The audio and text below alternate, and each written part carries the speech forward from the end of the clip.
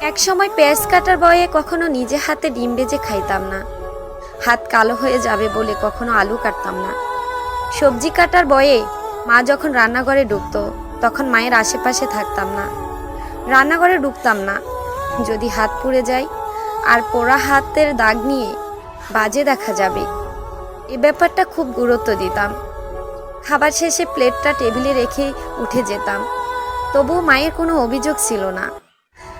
আমার মাটা খুব দুঃখী, সারা জীবন কষ্ট করে গেছে, একা একা খুব কাজ করত। কখনো বলেনি আমার মেয়েটা কোনো কাজের না, বরং বলতো আমার মেয়েটা সারাদিন অনেক খাটাখাটনি করে, প্রয়োজন নেই তার কাজ করার। আজ যখন পেঁয়াজ কাটি, সবজি কাটি, আলু কাটি, রান্না করি, তেল ছিটিয়ে গায়ে এসে পড়ে, উফ শব্দটাও করার সময় পাই না। তখন মায়ের মুখটা চোখে ভেসে আসে, আর দুই চোখে জল গড়ে পড়ে মায়ের জন্য।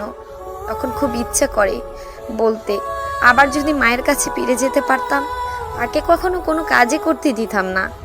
আজ মায়ের কষ্টটা উপলব্ধি করি, সেও তো হয়তো তার মায়ের খুব আদর